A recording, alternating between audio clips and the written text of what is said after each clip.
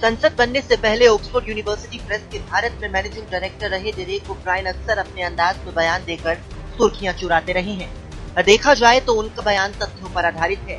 उन्होंने ट्वीट कर बताया कि मॉनसून सत्र के पहले 10 दिन के भीतर 12 बिल इतनी जल्दबाजी में पारित कराए गए कि हर बिल के पास होने में औसतन 7 मिनट का वक्त लगा। अपने ट्वीट में ब्रायन पूछते हैं कि हम बिल पास कर रहे हैं या चाट पापड़ी बना रही हैं। उन्होंने पिछले 4 दिन में राज्यसभा में पारित हुए विधेयकों का हवाला दिया और बताया कि किस तरीके से अधिकतम 8 मिनट और कम से कम 1 मिनट के भीतर गुणवत्ता की जांच और मुद्दों पर बहस के बगैर बिल पास कराए जा रहे हैं।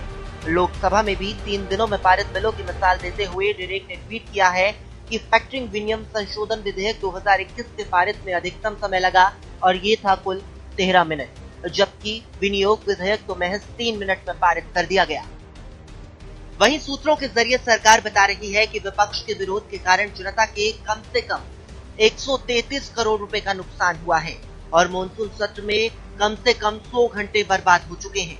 वहीं पीआरएस नामक संस्था के मुताबिक गतिरोध की वजह से राज्यसभा अपने सूचीबद्ध कार्यावली का सिर्फ 21% और लोकसभा सिर्फ 13% ही काम कर पाई है। लेकिन ये बात कम ही लोग जानते हैं कि स्वस्थ लोकतंत्र के लिए विपक्ष को अपनी बात रखने का मौका देना है और सरकार को उसके लिए विधेयकों की कमियों से आगाह करना और उसे लेकर सवाल पूछना या संसदीय समिति को भेजने के लिए दबाव बनाना है। लेकिन मोदी सरकार के दौरान मिनी संसद माने जाने वाली संसदीय समिति ठप पड़ गई है। बीजेपी के सांसद सरकार के विरुद्ध मुद्दों पर बहस के खिलाफ वोट देते हैं।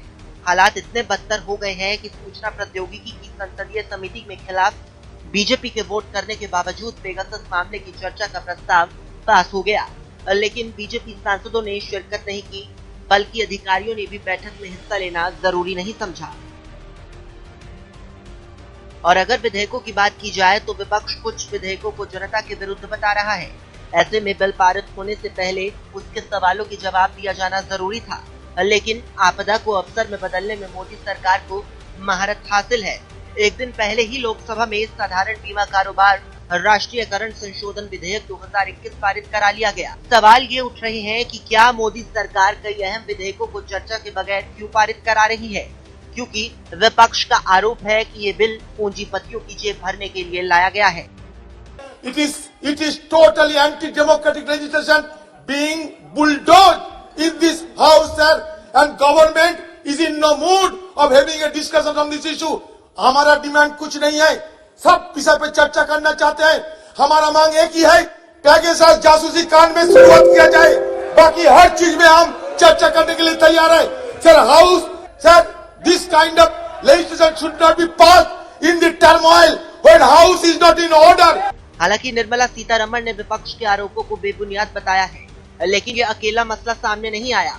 इससे पहले ऋण शोधन और दिवाला संहिता संशोधन विधेयक 2021 भी विपक्ष के विरोध के बावजूद बिना बहस के पारित करा दिया गया। कुल मिलाकर मोदी सरकार पर देश की संपदा को बेचने और पूंजीपतियों के हित में नीतियां बनाने वाले विधेयक पारित करवाने के आरोप लग रहे हैं।